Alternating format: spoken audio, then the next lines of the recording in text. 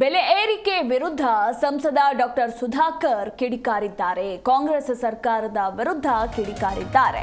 2 ವರ್ಷದಲ್ಲಿ ಕಾಂಗ್ರೆಸ್ ಅತಿ ಹೆಚ್ಚು ಬೆಲೆ ಏರಿಕೆಯನ್ನ ಮಾಡಿದೆ.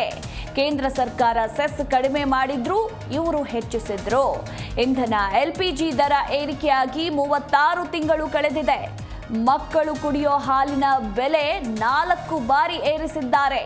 ಬೆಲೆ ಏರಿಕೆ ವಿರುದ್ಧ ಸಂಸದ ಡಾಕ್ಟರ್ ಸುಧಾಕರ್ ವಾಗ್ದಾಳಿಯನ್ನ ನಡೆಸಿದ್ದಾರೆ.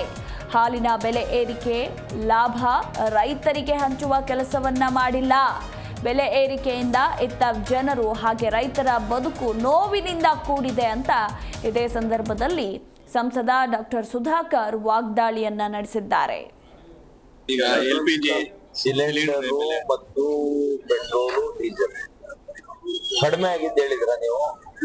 ಕಳೆದ ವರ್ಷ 1 ರೂಪಾಯಿ ಕಡಿಮೆ ಮಾಡಿದ್ರಲ್ಲ, ಸೆಸ್ ಸೆಂಟ್ರಲ್ ಇಂದ ಸೆಸ್ ಕಡಿಮೆ ಮಾಡಿದ್ರು. ಅವಾಗ ರಾಜ್ಯ ಸರ್ಕಾರ ಏನ್ ಮಾಡಿದ್ರು, ಸೆಸ್ ಜಾಸ್ತಿ ಮಾಡಿದ್ರು. 34 ತಿಂಗಳಾಗಿದೆ ಏನು ಪೆಟ್ರೋಲ್ ಡೀಸೆಲ್ ದರ ಏರಿಕೆಯಾಗಿ ಅಥವಾ ಗ್ಯಾಸ್ ನ ಬೆಲೆ ಏರಿಕೆಯಾಗಿ 34 ತಿಂಗಳು, ಅಂದ್ರೆ ಆಲ್ಮೋಸ್ಟ್ 2 ವರ್ಷ. ಈ ಸರ್ಕಾರ ಬಂದೇ 2 ವರ್ಷ ಆಗಿಲ್ಲ. ಎಷ್ಟು ಬಾರಿ ಹಾಲ್ ಬಂದ ಮಕ್ಕಳ ಹಾಲನ್ನ ಎಷ್ಟು ಸಲ ಜಾಸ್ತಿ ಮಾಡಿದ್ರು? 4 ಸಲ ಜಾಸ್ತಿ ಮಾಡಿದ್ರು. ರೈತರು ಪಾಸ್ ಆನ್ ಮಾಡಿದ್ರ ಲಾಭನ? ಇಲ್ಲ. ರೈತರಿಗೆ ಪಾಸ್ ಆನ್